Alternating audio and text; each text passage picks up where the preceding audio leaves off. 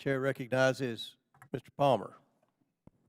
Thank you, Mr. Chairman, and I thank the witnesses.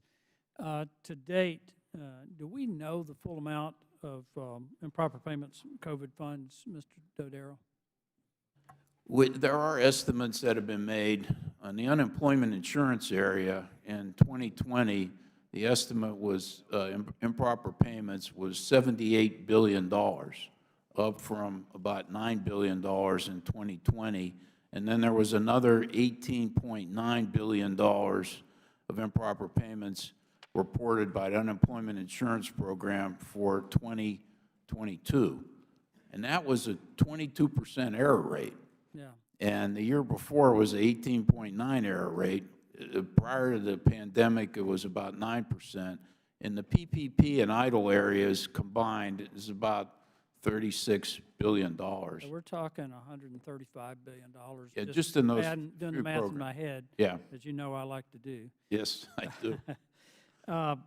It appears to me that some federal agencies might not have been as forthcoming with information as both you and Mr. Horowitz would have needed.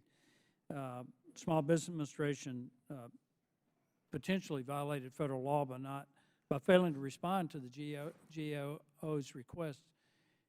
Has that been the case, that they've not responded to your request? It was early on in the start of the programs. It's gotten much better. And I actually had to go, and back in 20 and 21, I testified before the Coronavirus Select Committee, and I had called the chair and ranking members of the small business committees, both the authorizers and the appropriators, to get help. I mean, we couldn't get any information out of SBA at all. And it wasn't until later there was a lawsuit where they had to then disclose the amounts of loans. Now it's gotten better. Well, one of the problems is that the unemployment insurance programs authorized under the CARES Act were excluded from the program's total reported improper payments because they were not in existence for more than 12 months. And these programs represented about 70% of the unemployment payments in 2020.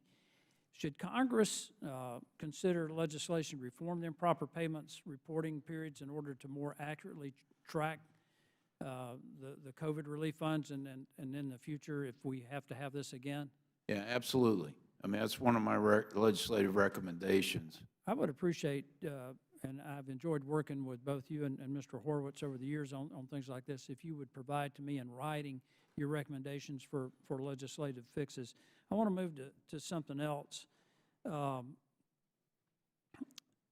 It's been discussed about what actions Republicans took, and I just want to ask you if we had required two-factor identification for online applications or provide state unemployment agency by fax, email, or other means of transmission a copy of the claimant's state ID, if we had utilized protocols to prohibit applications from foreign IP addresses, if we denied claimants using virtual private network identification, require individuals, I could go down this whole list of things. Would that have helped reduce the amount of fraud? Yes. Well, I just want to point out, Mr. Chairman, that these are recommendations that were made by Republicans in the House and Senate, including myself. I introduced a bill to do this that were largely ignored. When we began to see the massive amount of fraud, as early as I think April, May of 2020, Mr. Horowitz, I think, and working with the Department of Labor, the Office of Inspector General there, that billions of dollars had already gone out, and we couldn't get these guardrails back in. Would that have helped, Mr. Horowitz? Absolutely, and the fraud did start right off the bat. I mean, the PPP program sent out $400 billion in 2 weeks. Let me ask one other question. What we've seen in the last few months here is states using their COVID relief funds for things like New Jersey, $15 million in state and local fiscal recovery funds to bolster the state's bid to host the 2026 World Cup. We saw the state of Washington send out $128 million in $1,000 payments to 120,000 illegal immigrants. We saw Colorado Springs use $6.6 million to put an irrigation system at 2 local golf courses, $5 million state of Massachusetts pay off debts incurred by Edward N. Kennedy Institute for the U.S. Senate in Boston.